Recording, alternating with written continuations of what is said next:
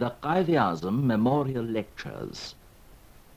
We now bring you the second talk in this series by Dr. Syed Sajjad Husain, Vice-Chancellor, University of Rajshahi, who discusses the ideology of Pakistan. His talk will be followed by a question-answer session. Ideology is a comparatively recent word, not found in use earlier than the 18th century, according to the Oxford English Dictionary. Somehow, it suggests something exclusive. It also has about it an aura which it is difficult to define, but which to people brought up in the Western liberal tradition savors of a certain kind of narrow-mindedness. This has been particularly so since the end of the First World War and the emergence of Marxism in Russia, and a little later of Nazism and Fascism in Germany and Italy. Here were three powerful states which announced in unmistakable terms that they were committed to certain political, economic, and even metaphysical views to the exclusion of all others. The functional assumption that the aim of the state was none other than the translation by every conceivable means of those views into reality. They denied that the individual as such could have any right to live as he pleased or to entertain whatever beliefs he fancied. It followed as a corollary that where the individual was found to cherish ideas not compatible with officially sponsored views or doctrines, he could justifiably be suppressed. The emergence of the totalitarian state and the support that it received from large numbers of people who labored under the impression this was the only possible way in which certain aims could be realized is a curious phenomenon in modern history. And it is because of this that the term ideology arouses vague apprehensions as to what it could possibly imply in terms of its impact on the rights of individuals. The notion that the formal separation of church and state could ensure the liberties of the individual has turned out to be an illusion. The fundamental point at issue is not whether the state arrogates to itself certain traditional religious labels, but whether it attempts to enforce any kind of doctrine which may nominally not be religious doctrine through the machinery that it controls. The individual in England, for instance, where the head of a state is also the head of the established church, enjoys greater freedom than in any state where theoretically the state has nothing to do with the church. But even in England, or for the matter of that France, the present compromise has taken centuries to evolve. The history of Europe, from this point of view, appears to have been characterized by a much greater degree of intolerance than the history of any Asian country.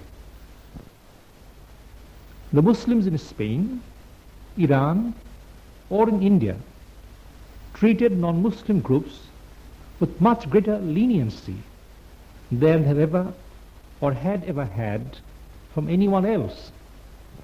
The same tolerance towards non-Muslim groups, among whom the most important were the Jews and Coptic Christians, was extended by Muslim potentates in North Africa.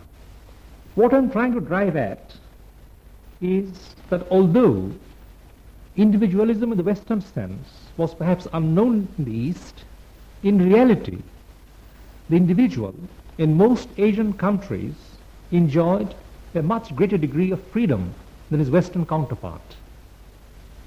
Everyone, including those who subscribed to religions that believed in proselytism, accepted the right of others to practice the religion in freedom.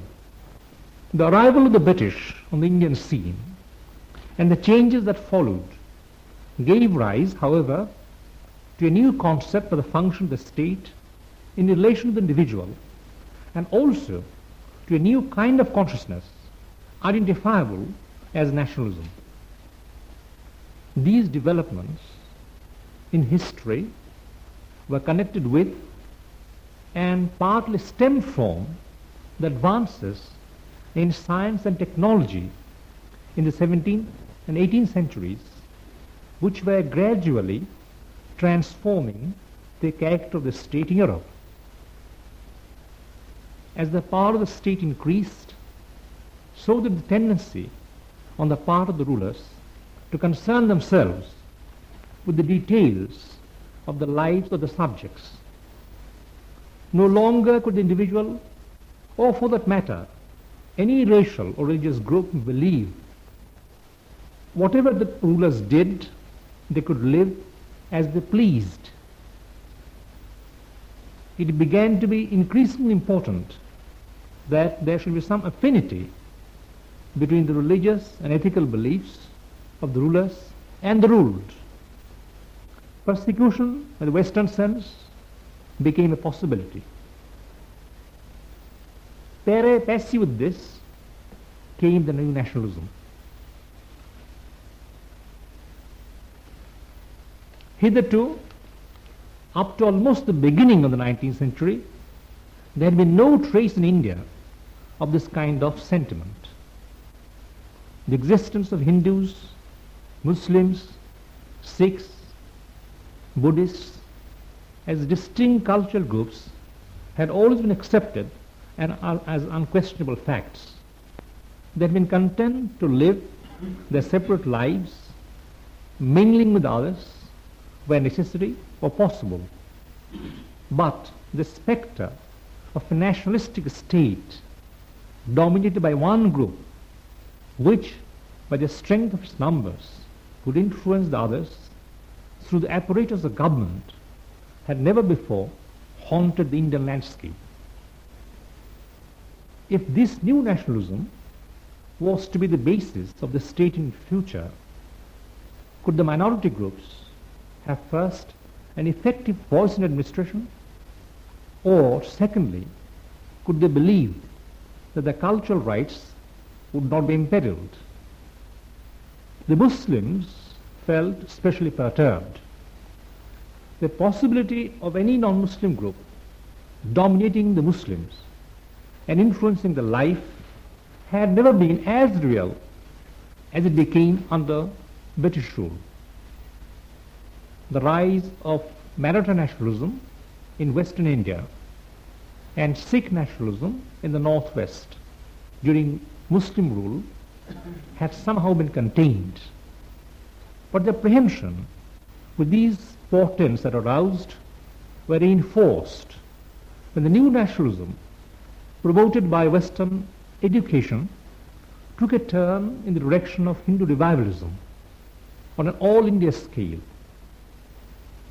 Farquhar, in his book called Modern Religious Movements in India, and Hans Kohn, in his books on nationalism, have cited numerous facts showing how right from the beginning nationalism on Indian soil came to be colored and influenced by religion. The first exponents of this new cult of nationalism among Hindus, men like Tilak or Bankim Chandra or Swami Dayananda, propounded a philosophy to which non-Muslims, non-Hindus could not subscribe. They quite openly and candidly advocate in India, from which all vestiges or whatever could be described as alien, by which they explicitly meant Muslim, would be erased. A stress was laid on the desirability of a return to a pre-Muslim past. The myth of a golden antiquity uncontaminated by Islam was revived. Bankim Chandra, in his famous work Anandamat, pleaded for the acceptance of British rule as a necessary transition from Muslim to Hindu sovereignty, and left no one in doubt as to what he thought of the Muslims as a whole. None of these nationalists made a distinction between the first Muslim settlers who had originally arrived as aliens and those who had for centuries been living in the subcontinent. They were all tarred with the same brush. Indian was equated with Hindu. The Indian National Congress, founded in the 80s of the 19th century, did nothing to allay the fears of non-Hindus. On the contrary, the religious note in Congress politics became even more pronounced with the entry of Mahatma Gandhi into the movement. He made no secret of the fact that he was a Hindu in every fibre of his being. He proclaimed his faith in the caste system, although he rejected untouchability. He believed that the caste system itself was an integral part of Hinduism and the Hindu way of life. And his vision of a free India was expressed in terms of a Ram Rajya, which meant government in accordance with the ancient precepts of the Hindu religion. Now, Ram Rajya may have been his way of describing an ideal form of government, but the fact remains that despite protests from non-Hindu groups to whom the term meant something exclusively Hindu, the Mahatma never agreed to use any other description. That, I believe, went a long way towards strengthening the fear that what the Congress contemplated was unalloyed Hindu rule. This was the main reason why the Muslims who had joined the Congress, and they included Maulana Muhammad Ali and the Quaid-e-Azam himself, gradually became disillusioned and drifted away from the organization. As every student of history knows, the original intention of the Muslim League, founded in 1906 at Dhaka, was not to function as a rival to the Congress, but to supplement its work by focusing attention on the grievances of the Muslims. Many of the founder members, including the Quaid himself, continued for many years after this date to be members of both Congress and League. But as the Congress movement grew in strength, Congress leaders identified themselves ever more closely with Hindu aspirations, and the rift between Congress and League became wider and wider. There had been other disquieting symptoms on the horizon. The terrorist movement in Bengal, committed to the undoing of the first partition of the province, was frankly and grossly Hindu in inspiration. The adherents had to swear by the goddess of power, Kali, and included such highly educated men as Aurobindo Ghosh and Balin Ghosh. The sinister powers of the goddess were invoked in a campaign of hatred against everything non-Hindu. The terrorist movement's emotional appeal to Hindu youth, in general, proved decisively that politics was moving in a direction in which the idea of a multinational Indian Union could have no support.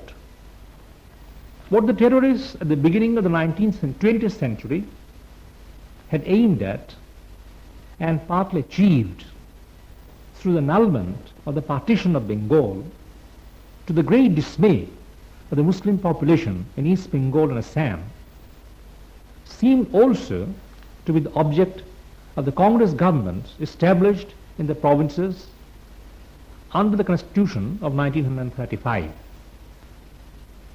In Bihar, in United Provinces, and the central provinces in particular, they began with the connivance of Congress rulers, in some cases with their active support, a campaign of terrorization against Muslims.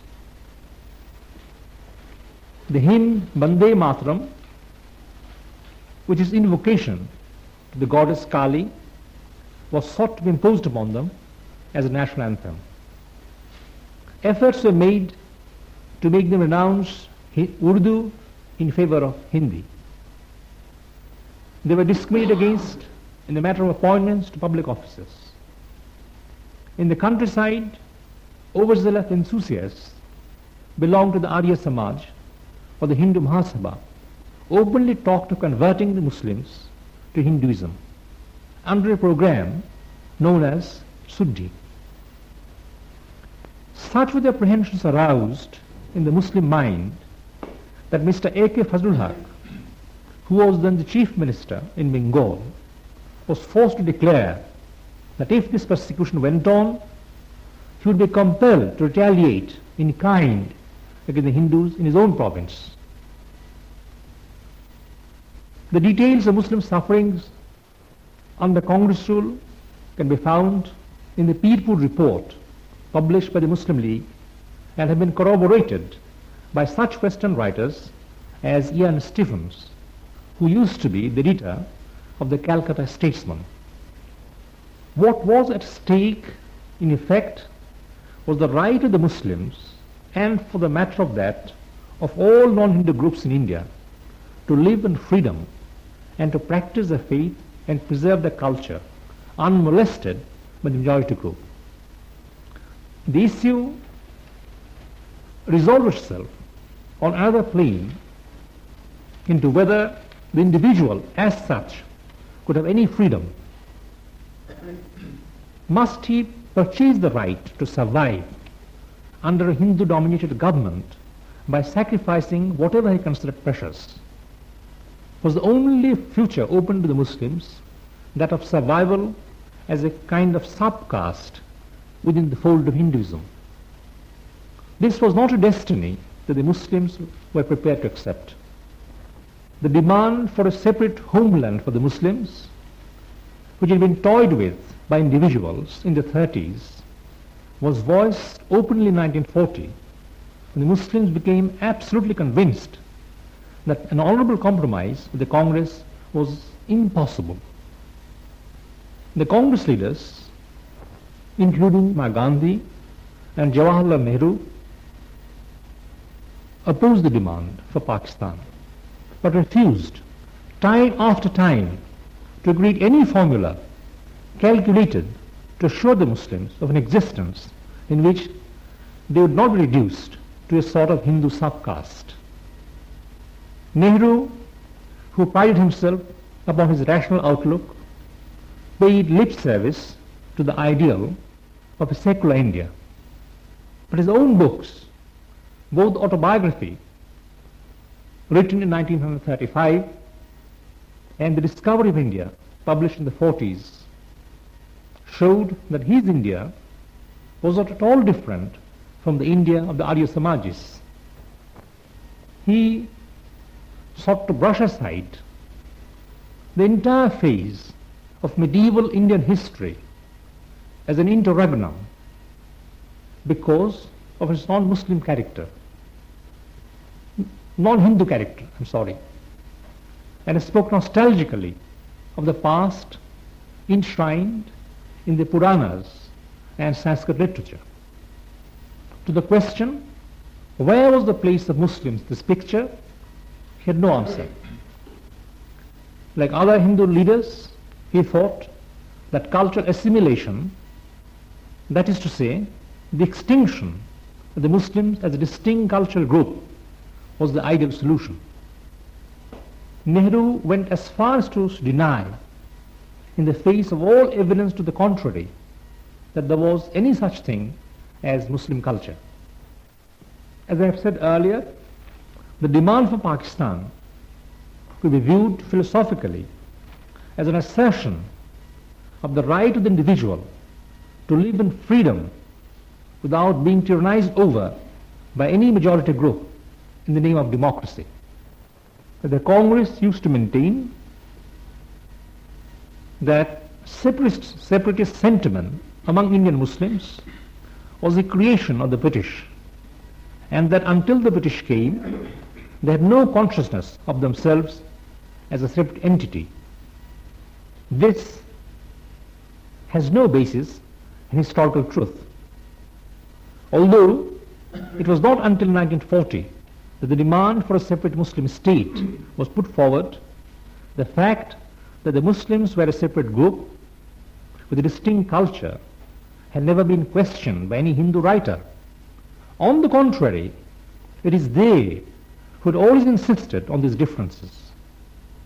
The truth was sought to be slurred over by the Congress only when it appeared politically inconvenient to maintain, as some people do occasionally, that this sentiment among Muslims ought not to have evolved at all, is to seek to distort history, is to seek to rewrite history to suit a particular theory.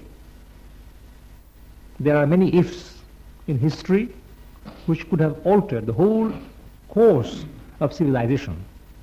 But in politics, one deals with realities as they actually exist. Now, the usual notion that the Pakistan movement was a negative movement without any positive aims is without any foundation.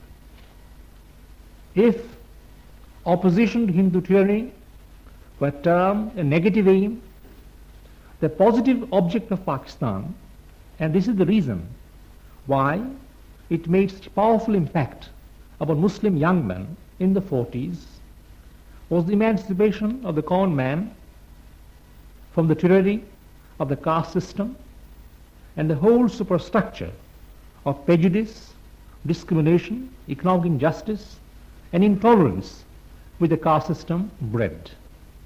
This in fact meant an assertion of the right of the individual to freedom of worship and freedom of expression.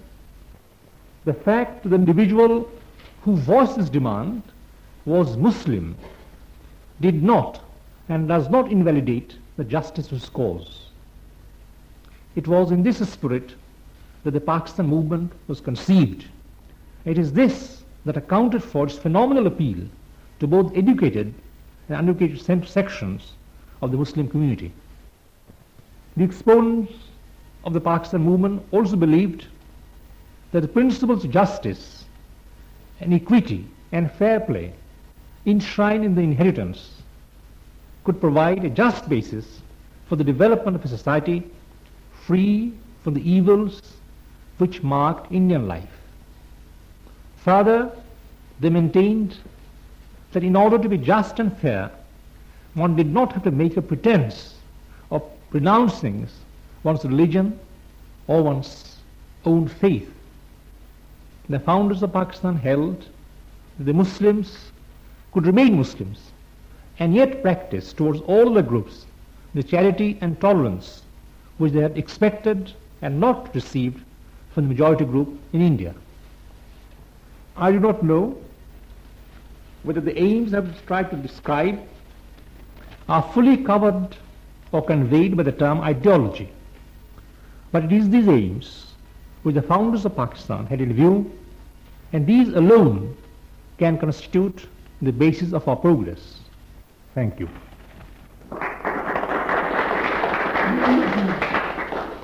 You have just heard the second talk in our series, the Quaid-e-Azam Memorial Lectures. Dr. Syed Sajjad Husain, Vice Chancellor of the University of Rajshahi, discussed the ideology of Pakistan. And now the question-answer session. Dr. Maqbool Hussain, Head of the Department of Commerce, Rajshahi University. Mr. Vice Chancellor, sir, Quaid-e-Azam in his number of species described the shape of things to come in Pakistan in number of his lectures to the students of Aligarh Muslim University. He also explained about what will be the shape of things under a constitution which we call as Islamic constitution.